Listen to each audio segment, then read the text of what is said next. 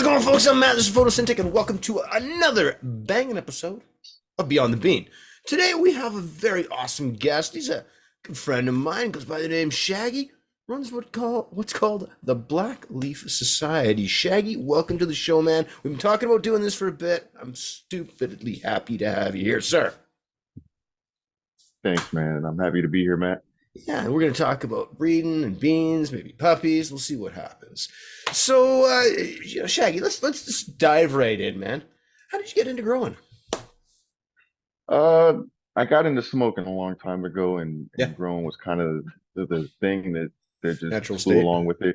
right? You know, I had known some people who were growing and got into it a while back. I'm from California, it's just one of those things. They had private collectives. Somebody needed help with their plants, so Just that that's easy, yeah. kind of the start of it. Yeah, Very yeah. cool, very cool. And what about your grow style? Do you the organic guy? You like the salts, a little mixture of both? I'm organic, man. You let the soil run the planet. It kind of does what it needs to do and takes care of everything on its own. All you need to do is take care of the soil. That's the best way to do things. It gives me a good product at the end, and that's really what it's all about is the quality that comes out of the grow, Right you on, know. right on. So tell me a little bit about your organic mix there. What are you using for newts? You do like a coots recipe. Talk about that a little bit. I used it down to earth, man, and just a mint, you Yeah. know. Down to earth has been keeping me pretty good. This acid is going to be good for coming into flower. It's a good base coat. Outside of that, I would use back guano or earthworm castings at the beginning for my veg and kind of make sure that everything is rounded out towards the end. That's pretty much the plan. As long as I can keep it in the soil, it pretty much takes care of itself. I'm running a 3x3 bed, so it kind of gives me a lot of room to play with as far as the nutrients. Once you get it in there, it takes care of everything else. Yeah, right on, right on. So you'd been growing for a while, and one day you decided, I think I'm going to start breeding. I'm going to start up the Black Leaf Society. How did that come to fruition? Honestly, the Black Leaf Society is something that came to fruition before I started growing. The Black Leaf Society was me and a group of friends who smoked on good purple weed, and that's kind of where it came from. I used to document my stuff on Instagram when I was younger, and as I grew, I started working more on growing myself, and then I ran into steely seeds in them and started getting pollen from STS, and next thing you knew, I was making my own pollen. So it's kind of a natural progression. Yeah, I think for a lot of growers and stuff, eventually you're gonna, well, want to maybe do some crosses and see what you can make and whatnot. But along with that, comes all of the other work, testing and figuring out what's gonna work, what's not. I might keep blanking my background with the hand here, but talk to me about that a little bit. How's your process go for selection, testing and that sort of thing? How do you find those Well, winners? I'm in the desert. I am in the desert. This is Las Vegas, so I have 30% humidity. I'm looking for something that's going to run well in my environment, Hmm. something that's going to give me a good product without it needing too much extra extra work. You got high temperatures out here. It's going to be 117 in, I don't know, a month. No. So We're still dealing with snow here, so you say that it's just, oh man, it's already pushing. It was 90 degrees today, wow. so my tents are hitting 80s on the regular, and that's in my air conditioning. So I need something that's going to be heat resistant, still show me color even towards the end of flower with these high temperatures. So something that's you know good for me isn't necessarily going to be good for everybody. That's kind of where testing comes in, and Right. getting a little bit of these seeds out to other people, seeing if it works for me, does it work for them? Is it going to show me more, in those cooler environments, or is it going to be the same thing that I'm getting. And if it's can be the same thing, if we're getting a consistent product from one end to the other, then that's a good plant. Yeah, I mean, it just shows that it's good across all those different. Uh, what's the word I'm looking for? Settings, environments. Environments. Let's try environments. No, that's Yeah. super cool. So, are you running stuff outside where you're at too, or is it all indoors? Uh, I'm indoors. I'd love to go outside, but at 117 degrees, it's really hard to get, Oh yeah, you I'm gonna cook my plants pretty yeah, much. yeah, yeah. So, So if I had a bigger spot myself, because of course I'm in an apartment, but if I had a bigger spot myself, I might think about setting up a greenhouse. I do know some guys out here who've got greenhouses that are working for them, and there's definitely some cooler temperatures up in the mountains. Out here, we're in a valley, so I don't know if you've ever been to Vegas, but we're surrounded by mountains. right. It's pretty easy to get cooler temperatures just driving a little bit out of town. So, you know, I'd honestly love to get a piece of property just outside or just in front of town and get everything going. Where it's a little bit more conducive to just growing outdoors and being able to do all the things. Are we going to get puppy cam here? Is that's what's happening here next? Ah, yeah, my puppies are crying, man. All right, This we're guy gonna we're is, gonna is pause crying talking for about me. cannabis for a second here. Tell me about the puppies, Shaggy, because I'm sure everybody wants to know. Uh, Puppies are like the same general idea. You come up with a vision and that's your your direction with your puppy. You look at your dog, you see what's going on with it, and uh, you kind of try to match the flaws in your dog with the flaws in another dog, and it gives you something that's going to be an improvement on the not necessarily the species, but the breed. That's the word I'm looking for. So Right, right. it's it's kind of just like I got another one creeping out here.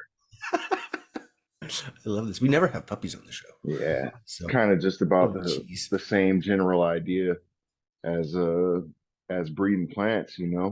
Yeah. So, it's just selecting for the best traits, moving on with that in the line and whatnot.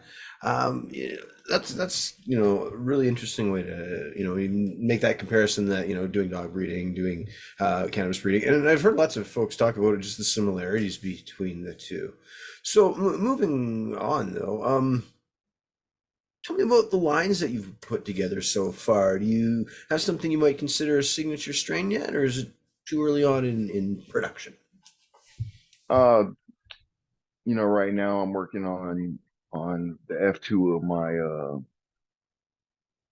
it's why do I have such a hard time remembering names? Sour Mint 6. Right. Yeah, my Sour Mint 6, I'm working on the F2 of that, and it's it's pretty good. I have some other crosses that I'd like to see advance, but this seems to be the one that I keep on going back to. It's got the smell and the profile. It's beautiful flower.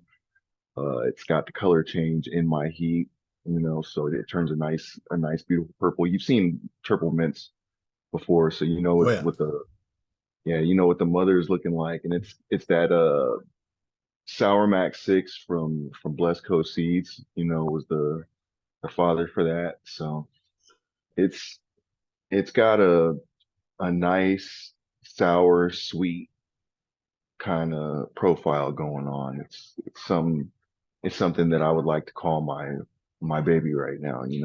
Right on, right on. So then you talk about, making crosses, F2s, F3s, moving that line forward. What kind of challenges do you think you're maybe a bit more unique to you having to, you're in an apartment, you've got these higher temperatures, you know, uh, any sort of unique challenges you think you're facing there and, how you overcome them, especially in regards to breeding? I mean, what I'm looking for is generally what everybody else is looking for. I want the strongest flower from my bang. I guess I don't necessarily wash like a lot of you guys do, but something that's going to be very potent. So something that would ideally wash well. You know, it's going to have the trichome production. It's going to have the heat resistance to it. Uh, the qualities that I look for in my plants, uh, you know, generally it it's just a hardy, strong base base stock. So if it's going to survive out here in the desert, it's going to have to survive in a lot of different environments. It's going to have to be able to be workable in the cold as well.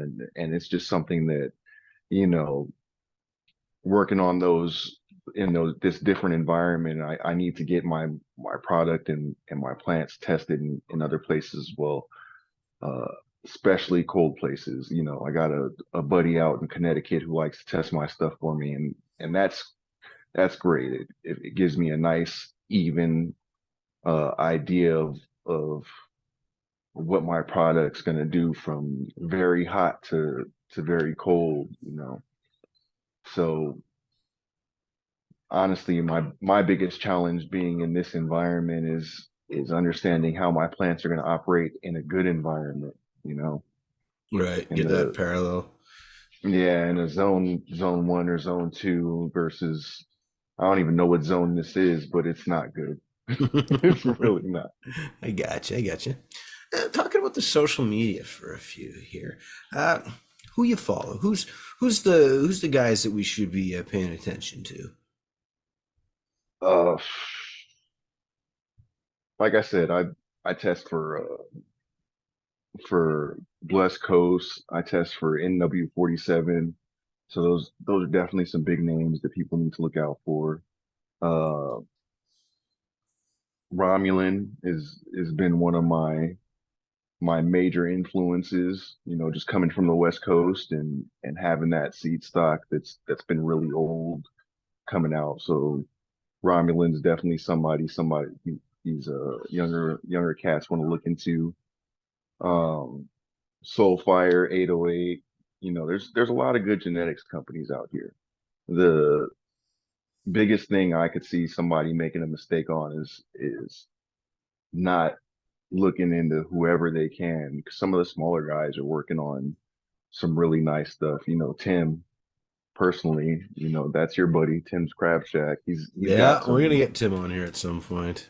yeah, he's got some heat, and he can really get overlooked. These younger, smaller breeders can really get overlooked pretty easily. So Yeah, and you know, I think a lot of folks do that too because it's so easy to get caught up in the hype and hype packs and it's $300 pack and like yeah, you're gonna get some fire, but if you're not looking at some of these smaller guys, and I think you know we've had some guests on the show here who are definitely not of that, I guess, $300 pack type tier. They're guys doing some really good work like Crystal Rose and Joint Custody and whatnot, and they're you know good about some of the processes. Pardon me, prices that they're selling for and whatnot. So you know, let's touch on that for a minute. What do you feel is a fair price for say a 10 pack of beans? And we talking femmes or we talking regs? I mean, personally, a 10 pack of beans for me is regs, and you're looking at $50 for that from me. Yeah, You know, that's seems to be pretty standard along the board for a smaller breeder. If you're going to get into the bigger name guys or somebody like that, $100, $200 a pack is something that's doable. But you've got to be you're buying a name. You know, at that point, you're paying $200 on a pack. You're really buying somebody. It's got to be somebody who we know is working quality genetics, and they've been working a quality line forever. You know, I'm gonna get a $200 pack off of Soulfire, or you know, something like that, where you know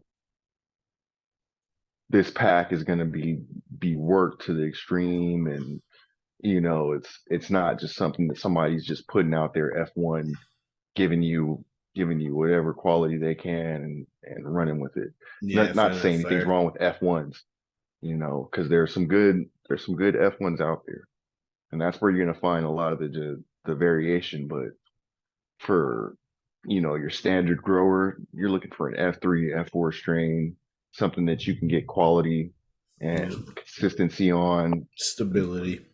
Yeah, stability. These the breeder packs, the F1s, the F2s, and the early F3s. Those are really for people like me who want to find their own niche, their own version of gelato, their own version Yeah. of sour mac, triple mints, whatever your strain is.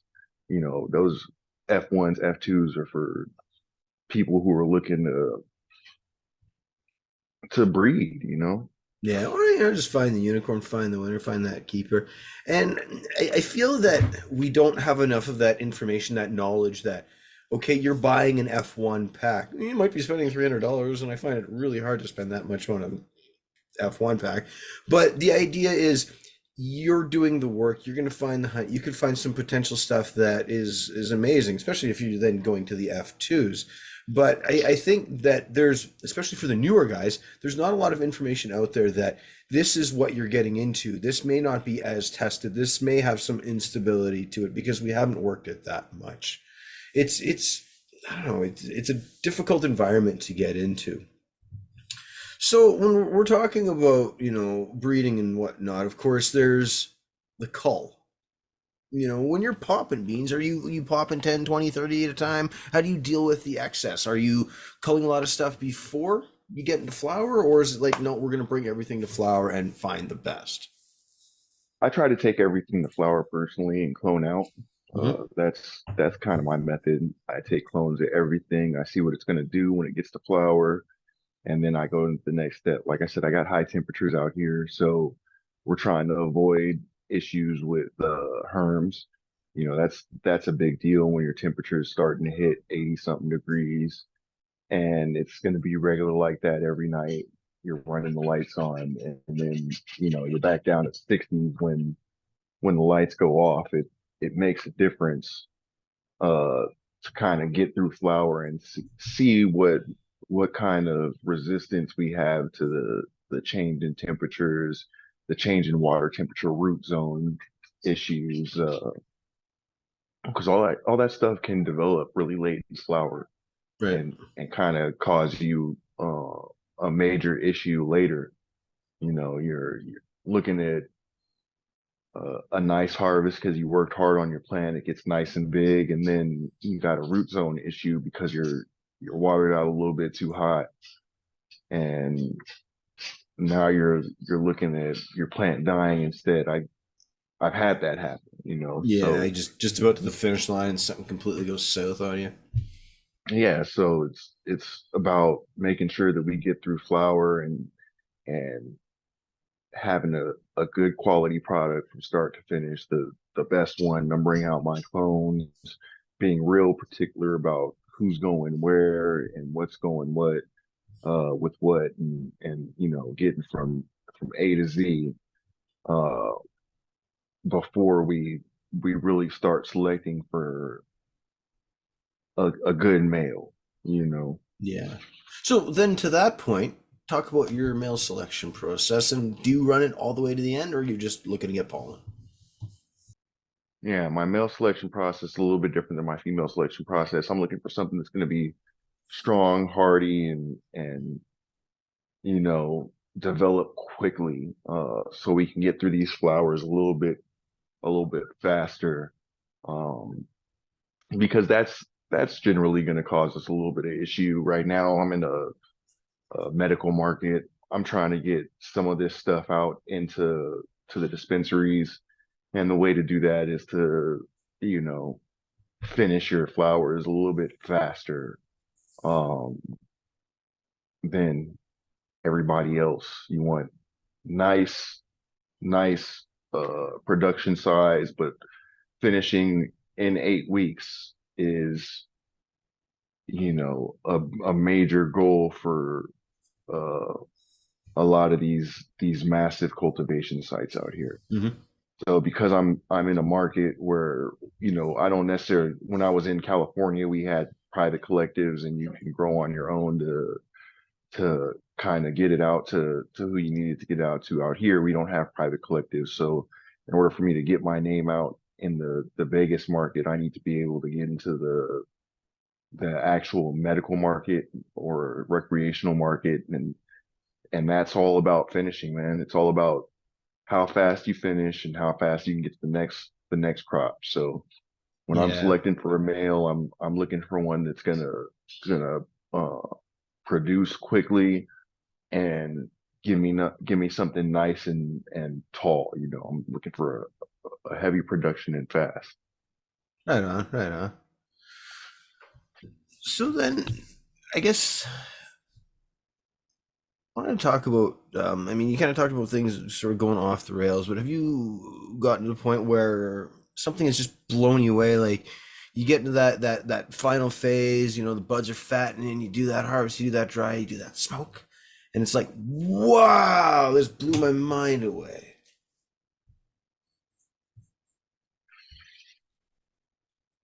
I haven't had my unicorn like that. Yeah, Um, still hunting for I've that one. What I've is the I've white had whale? personally for me, I like something like White Widow. Yep. Uh, that's one of my personal favorite strains.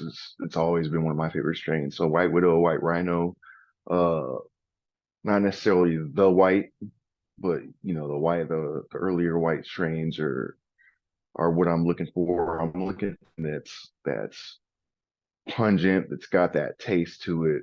It's gonna give you a lot of heavy trichome production, you know, uh, and it's gonna take you there every time. It's hard to find something that's continuously gonna take you to the same spot. And I've had it before. But nowadays, as much as I smoke, it's easy to get bored on stuff. Feel Um, that. you know, so I'm really looking for the thing that doesn't make me bored anymore. If that makes sense. That's kind of the white whale right now, the thing that keeps my attention. That jar you just keep reaching for. Hmm. I hear that. I hear that. Any collabs you got going on? Anybody you're dying to work with?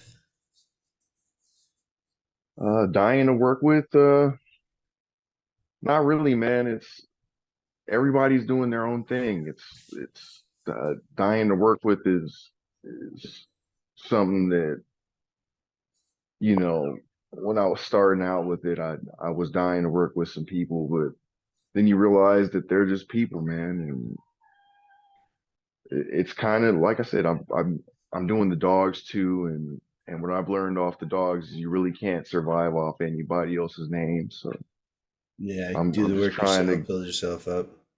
I'm trying to do the work myself, pull myself up. If somebody wants to work with me, that's definitely a plus. If they don't want to work with me, I'm not really tripping. It's all about getting more of this out to everybody else.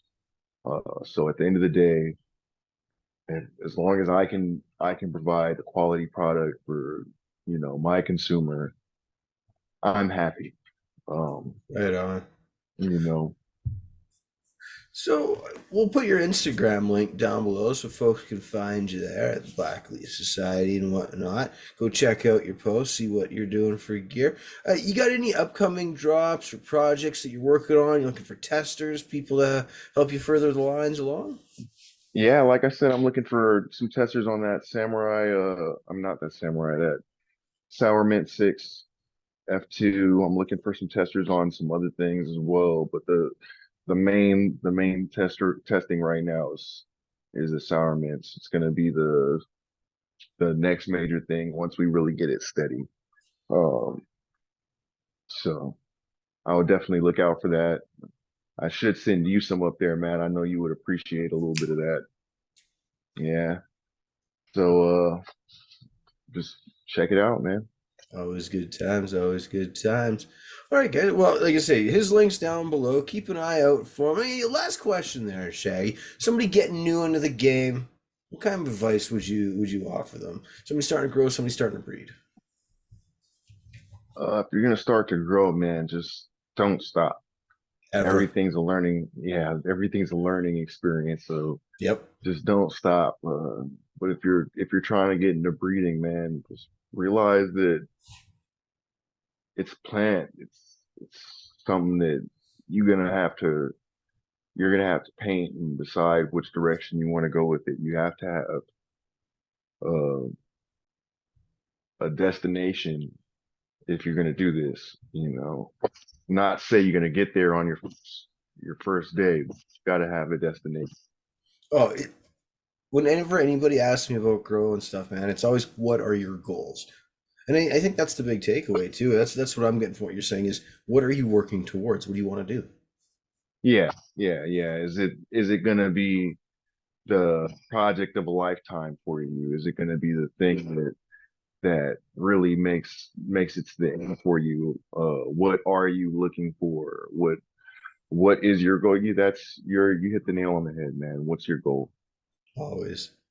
All right, guys. Well, Shaggy, thank you so much for stopping by today, man. Wonderful chat with you. I'm glad we finally got to do this. And guys, check them out. Blackleaf Society, Instagram link down below. Maybe you can do some testing for them. Shaggy, thanks again, man. Have a good one, man. All right, we out.